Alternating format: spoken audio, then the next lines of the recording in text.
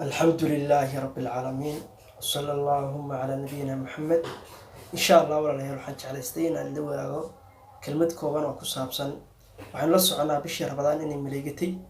أو تكتي وبدن كذي سعودي أي الله سبحانه ما دام أي تهي إلهي سبحانه وتعالى سوق الشيء أي تهي وأيام المعدودات أي تهي معلومات ترسنا كوبان وحلو بهاي هي أنت حدي إن لقى فائدة يستاهل لقى بهاي in la dabar goosto ayaa loo baahan yahay waxaan la soconaa marka miyadii oo kale baliyada oo kale ay buuxsamaan ee in badan la cabo maalmaha haraaga ah inta badan wax yar si hareen dadku way daba goostaan waxa la wax weel hayaan ay keenaan dabeetana biyaha ku dhurtaan oo saas ay ku dabar goostaan waxa loo baahan yahay maadaama ay ka qiimo badan tahay bishani ay ka wanaagsan tahay waxa loo baahan yahay in la dabar goosto oo khayrkii wanaaga ay wadato bishaasi in laga faa'iideysto ayaa loo baahan yahay oo khayraadka ilaahay subxaanahu wa ta'aala dhex dhigay ee faraha badan in laga faa'iideysto ayaa loo baahan yahay waxaan la soconaa habeenkii ugu weynaa inuu soo haray oo habeenkii weli aan la gaarin habeenkii laylatul qadri habeenka waxaa loo baahan yahay si aada in loogu diyaar garoobo oo dhammaanteen aynu wada diyaar garoobno ayaa loo baahan yahay dadka walaalaheena aynu jeclaysiino oo xasuusino ayaa loo baahan yahay khayrkan oo kale markuu yimaado oo qofku naftiisa isweydiiyaa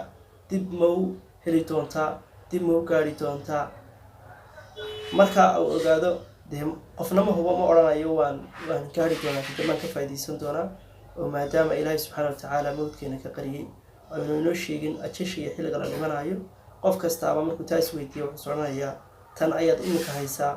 oo aad joogtaa ka faa'iideyso marka waxaa loo baahan yahay bishan aynu ku guda jiray badankeedii tagay in laga wada faa'iideysto ayaa loo baahan yahay oo qof waliba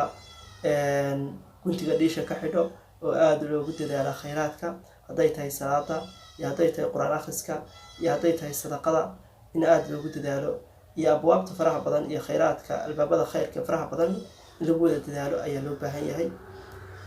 hadahan oo kale hadday soo gaadho waxa lagu mashquulaa dhalka ciidka iyo dadku way mashquulaan ama ganacsiga ku mashquulaan ama waxyaabo kale ku mashquulaan waxa loo baahan yahay adoo ganacsiga iyo khayraadka iyo kale ilaahay subxaanahu wa ta'aala wixii kale ku bani adoo wata ayaa loo baahan yahay inaad khayraadkan ka faa'iideysato ayaa loo baahan yahay hada billahi tawfiiq intaas ayaan kusoo koobayaa. Assalaamu calaykum.